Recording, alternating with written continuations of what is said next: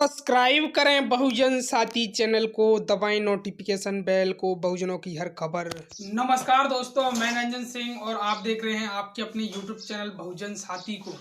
दरअसल आपको बता दें, आपको शायद पता होगा कि बाबा साहब भीमराव अंबेडकर जी को चुनाव हराने में कांग्रेस की क्या भूमिका रही थी।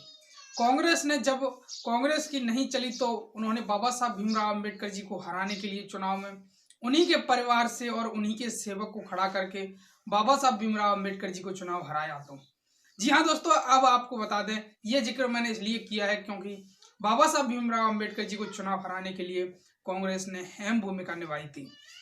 और अब मैं बात इसलिए कर रहा हूं इसकी क्योंकि अब बाबा साहब भीमराव अंबेडकर जी के बाद मानवर साहब काशीराम आए और मानवर साहब काशीराम के बाद बसपा सुप्रीमो मायावती जी आई।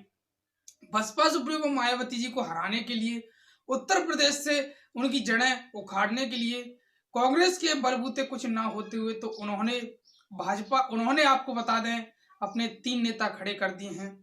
जो माननीय साहब काशीराम जी बात कहते थे एक कि बर्तन को साफ करने के लिए चमचे की जरूरत होती है, शायद कुछ बातें ये भी सही हो सकती हैं। मानवर साहब काशीराम ने जो बात कही वो उन्होंने बात को एकदम सही कहा।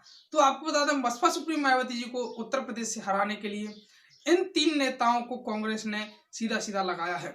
क्योंकि कांग्रेस के बलबूते कुछ हो नहीं रहा है तो उन्होंने दलित समाज के ही, जो बसपा सुप्रीमो मायावती से ही नेता बने, बसपा सुप्रीमो मायावती के ही नाम से आज उनका कुछ अस्तित्व है, कुछ बच्चा है अस्तित्व, तो आज वो उनको 3 नॉमिनेट किया है। तो आपका नाम, पहले नाम बता देता हूं मैं, पीएल पुनिया। वो एक प्रेस कॉन्फ्रेंस करके वो कहते हैं कि मायावती भाजपा की एजेंट हैं, दलाल हैं और भाजपा में जाना चाहती हैं, भाजपा से गठबंधन करके चुनाव लड़ना चाहती हैं। उधर दूसरा नाम मैं बता दूं, देवाशीष जरारिया, जिन्होंने बहुजन युद्ध विंग के नाम से संगठन बनाया, बसपा का संगठन था। तो लगातार आपको बता दें संगठन वो चलाते रहे और उनका कहना था कि मैंने 1 करोड़ लोगों को बहुजन यूथ विंग से जोड़ा है। लेकिन बहुजन समाज पार्टी छोड़कर आए तो उनके साथ एक भी बंदा नहीं आया, वो अकेले रह गए। और कांग्रेस पार्टी में आने के बाद वो मध्य प्रदेश से कांग्रेस के प्रदेश प्रवक्ता बनाए गए और वो लगातार बसपा सुप्रीमो मायावती को किस प्रकार से कह रहे हैं, वो कह रहे हैं भाजपा की नई नवेली प्रवक्ता। कौन, क्या नाम क्या है उनका, ट्वीट आप हमारी साइट में लगातार देख पा रहे होंगे। जे देवाशीष जरारिया, वो देवाशीष जरारिया जो बसपा सुप्रीमो मायावती के नाम से, बसपा सुप्रीमो मायावती के काम से आज तक उनको कांग्रेस पार्टी ने लिया, अन्यथा ये हमारे और आपके तरह ही होता।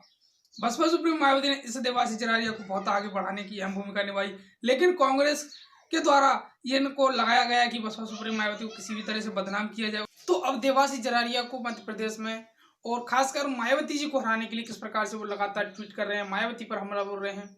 आपको बता दें, वो ना कि बीजेपी पर हमला बोलते हुए बसपा सुप्रीमो मायावती पर हमला बोल रहे हैं, क्योंकि घर से ही आपको बताता है, घर में जो रहते हैं वही लोग घर वालों को हराने का कार्य करते हैं, दूसरा कोई नहीं कर सकता। तीसरा नाम आपको बताता हूं, उदित राज है, जो दल बदलू नेता हैं। पहले उनकी पार्टी थी और उन्होंने अपनी पार्टी का विलय बीजेपी में कर लिया और सांसद बन गए। सांसद बनकर फिर बीजेपी ने उन्हें टिकट नहीं दिया तो नाराज होकर उन्होंने पार्टी छोड़ दी। पार्टी छोड़ने के बाद वो कांग्रेस में चले गए। कांग्रेस से आपको बता दें उन्हें मीडिया प्रभारी बनाया गया। वो लगातार मीडिया प्रभारी का काम ना करते हुए लगातार बसपा सुप्रीमो मायावती को अभद्र भाषाओं का प्रयोग कर रहे हैं। जब उन्होंने एक ट्वीट आपको बता दें अयोध्या को लेकर किया कि बौद्ध मंदिर है, तो ना कि बीजेपी के लोगों ने खिंचाई की उनकी, बल्कि उनको आपको बता दें कांग्रेस पार्टी के नेताओं ने ही खिंचाई कर दी। उन पर कुछ ना कहते हुए वो सीधे सीधे बसपा सुप्रीमो मायावती पर टिप्पणी करते हैं। और आपको बता दें कांग्रेस पार्टी के जो तमाम तीनों चारों नेता हैं, ये बाकायदा कांग्रेस के द्वारा नॉमिनेट किए गए हैं, कांग्रेस के द्वारा लगाए गए हैं कि बसपा सुप्रीमो मायावती को आप अपशब्द कहिए और उनकी इमेज खराब करने का काम करिए। आपको बता दें कांग्रेस पार्टी लगातार अपने बलबूते ना करके, जो मानवर साहब काशीराम कहते थे कि चमचा बर्तन को खाली करने के लिए बनाया, तो इसी प्रकार से ये तीनों नेता शायद मुझे लगता है काम करते हुए मुझे नजर आ रहे हैं। और आपको बता दूं अब मैं कि मान्यवर साहब काशीराम के बाद बसपा सुप्रीमो मायावती ने यह किया है कि कांग्रेस पार्टी कभी नहीं कर सकती। मैं तीनों नेताओं से बोलना चाहता हूं, देवाशीष जरारिया, उदित राज और पीएल पुनिया, क्या कांग्रेस पार्टी की सरकार में कभी भी महापुरुषों के नाम से विद्यालय, बाबा साहब भीमराव अम्बेडकर जी के नाम से जिस प्रकार से अम्बेडकर पार्क बसपा सुप्रीमो मायावती ने बनवाया, क्या आप बनवा सकते हैं? आपके अंदर क्षमता है कांग्रेस पार्टी में?